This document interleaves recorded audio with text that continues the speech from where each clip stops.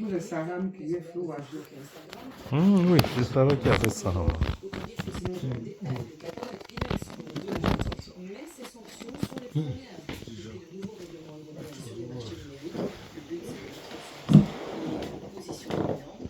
Et puis ces amendes, eh bien, elles tombent en pleine guerre commerciale avec les droits de douane imposés par Donald Trump. Allez, comme chaque jour de la semaine, c'est le moment QR, vos questions et nos réponses. Avec vous ce soir, bonsoir Raphaël.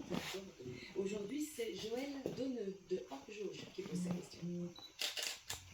Bonjour, je me demande si le soutien inconditionnel et indéfectible des États-Unis à Israël, ce qui permet notamment à ce dernier de s'asseoir sur toute résolution des Nations Unies, ne convient pas. Merci de votre réponse. Bien sûr, vous avez raison. Les États-Unis apportent un soutien indéfectible à Israël depuis la création de l'État hébreu en 1948. Et ce soutien est principalement militaire et diplomatique. Du point de vue militaire, il faut rappeler qu'Israël est le principal bénéficiaire de l'aide militaire américaine au monde avec 158 milliards de dollars obtenus à la date du 7 octobre 2023. Et ce soutien s'est encore accentué depuis lors pour financer l'effort de guerre, la guerre menée par l'armée israélienne dans la bande de Gaza. Du point de vue diplomatique, il faut aussi rappeler que les États-Unis, en tant que membre permanent du Conseil de sécurité des Nations Unies, bénéficient du droit de veto. Et les États-Unis ont utilisé plus de 80 fois ce droit de veto pour empêcher toute sanction contre Israël, des sanctions qui étaient votées par l'Assemblée générale des Nations Unies, principalement pour cause d'occupation des territoires palestiniens. Et pourquoi précisément ce soutien indéfectible?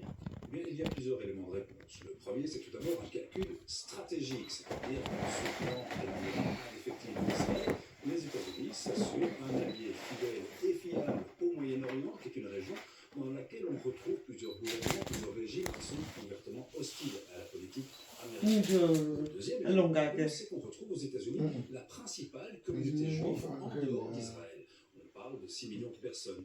Et cette communauté s'est organisée en divers groupes de pression, en groupes de lobby, comme on dit aux États-Unis, qui ont pour vocation, pour certains d'entre eux, de favoriser, d'influencer la politique américaine en faveur d'Israël, et cela en finançant principalement les deux principaux partis politiques américains que sont les démocrates et les républicains. Mais il faut aussi préciser qu'il y a des groupes de pression aux États-Unis, de la communauté juive, qui militent plutôt pour que les États-Unis se distancient d'Israël et singulièrement de son Premier ministre Benjamin Netanyahu, qui est à la tête du gouvernement d'extrême droite. Il y a encore une autre réponse qu'on cite peut-être un peu moins, Nathalie, c'est la présence de ceux qu'on appelle les sionistes chrétiens. Ce sont des mouvements qui sont issus des églises protestantes évangéliques qui puisent leur soutien à Israël dans une lecture plutôt biblique.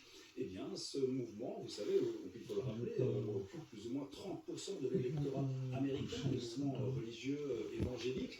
Et ces mouvements-là, eh bien, ont donc décidé d'apporter un soutien quasi indéfectible à Israël en votant massivement, notamment pour le Parti républicain et pour Donald Trump. Vous aurez donc compris, Joël, pourquoi les États-Unis poursuivent encore aujourd'hui ce soutien indéfectible à l'État d'Israël. Merci beaucoup Benoît, merci bien sûr à Joël. À vous à présent, n'hésitez pas à nous poser une question sur l'actualité en vidéo sur rtbf.be/eqr ou en scannant le code affiché sur votre écran. Réponse dans ce JT du lundi au jeudi. On parlait